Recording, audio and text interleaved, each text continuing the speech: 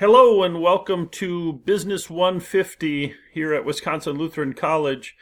Today we're going to be talking about Chapter 4, Doing Business in a Global Environment. So why do nations trade? Why don't people in one country make what they need and people in another country make what they need?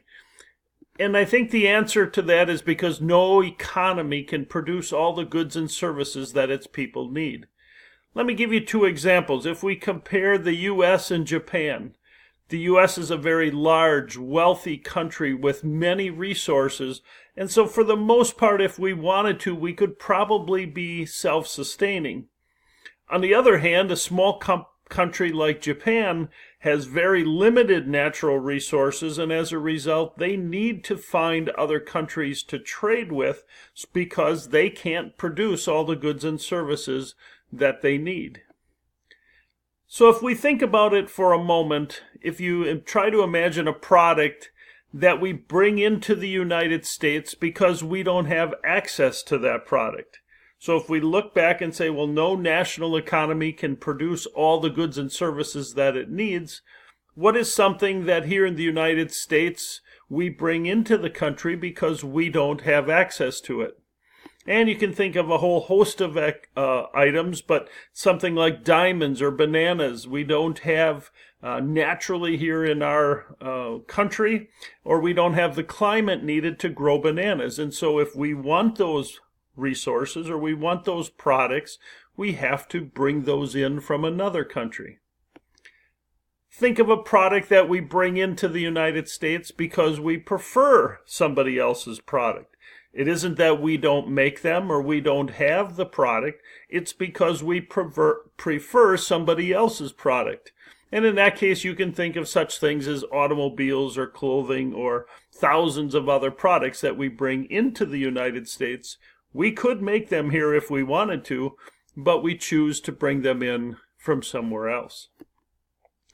And the reason for this is two things. One is what we call absolute advantage, and we've talked a little bit about this already, is that a nation is the only source of a particular product. So again, in the case of diamonds, the United States does not have diamonds underground here, and so as a result, the other country, South Africa, has an absolute advantage over the United States when it comes to buying and selling diamonds.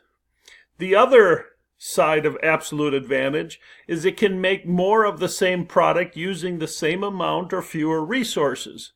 So some countries, based on technology or on labor source, can make more product using same or less resource than the other. That's what we call an absolute advantage. But the other side is what we call a comparative advantage, and that is a nation can produce product at a lower opportunity cost.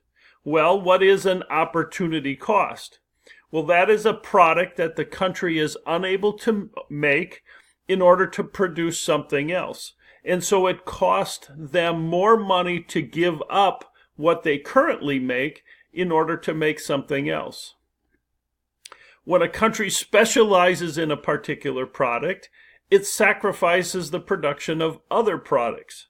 Let me see if I can help understand that with a little analogy. If a lawyer who is very good at what he or she does and makes hundreds, if not thousands of dollars an hour, and they choose to not work for a couple hours and mow their lawn, they're giving up potentially thousands of dollars of revenue.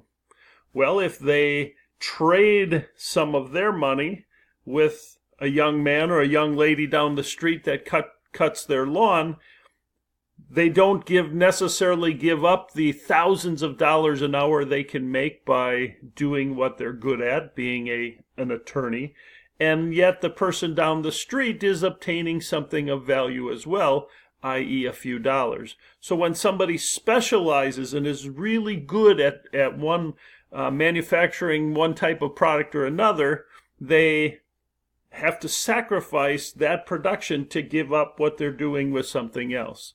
Hopefully that helps understand a little bit of this idea of comparative advantage. So we look at how to figure out what trade is going on. Well, the main way we do that in the world is what we call the balance of trade. And that is calculated by subtracting the value of the imports from the value of the exports. So again, an import is a product that a country brings into their particular country. So when the United States buys automobiles from Germany, they are importing those products into the United States. Exports are products that are made in a particular country and sold in another country. So when we manufacture Harley-Davidson motorcycles in the United States and we sell those to people in Europe, we are exporting Harley-Davidson motorcycles. So the balance of trade, we calculate the value of the imports and the value of the exports, and we subtract the imports from the exports. Similarly, balance of payment is not just the products that are sold between one country and another. It is the cash flow that goes between countries.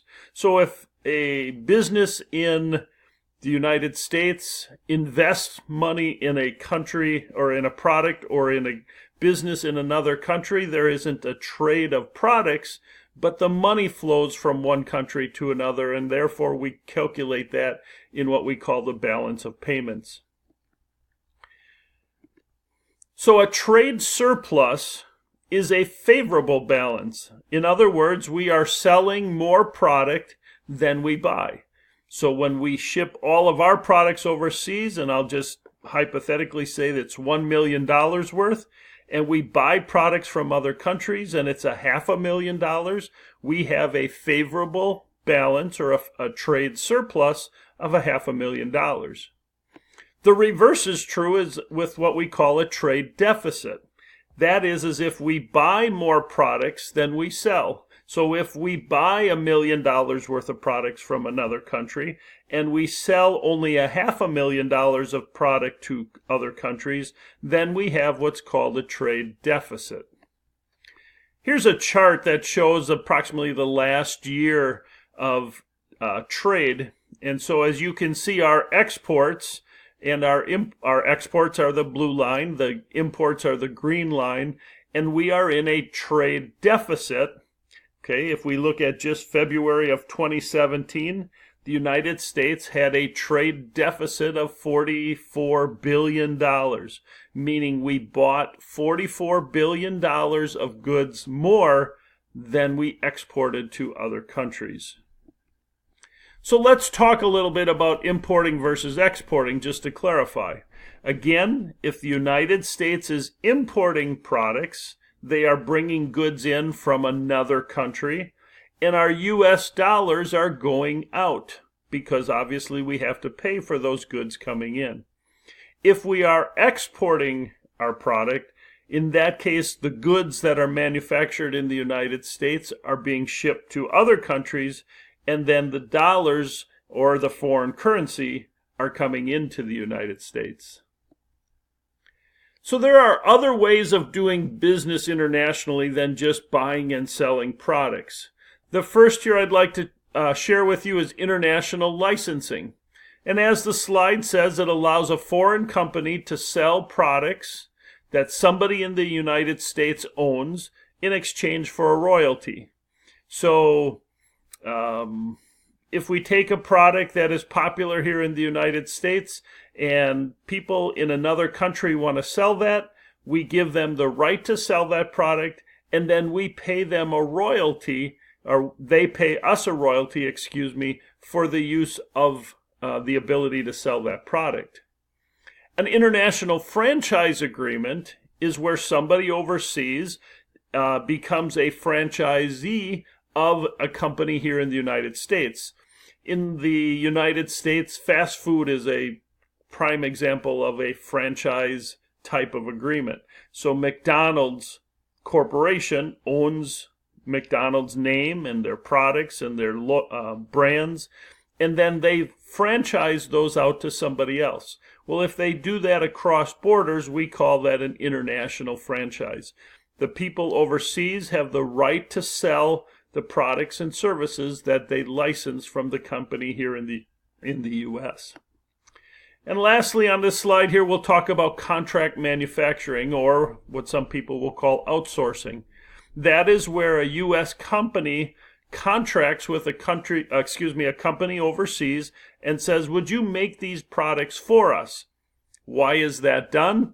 Well, it costs too much to ship a product overseas in many cases, depending on the size of the product. So instead of manufacturing the product here in the United States and then paying all that money to ship it overseas, they find somebody overseas who can make the product for them.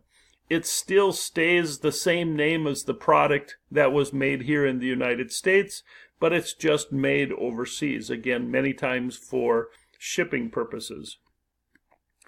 Another way to do this is what we call a strategic alliance. That's an alliance between two companies that put their resources together so that they can achieve benefits of both partners. So somebody overseas might have a product that is complementary, if you will, to a product made in the United States. Or they might have technology that would help us make our product more efficiently. And so what we do is we create a strategic alliance. It's an agreement that says you do what you do, I do what I do. Together we'll do it better than if we did it separately. It's still two separate companies, but what we have is an alliance or an agreement between the two.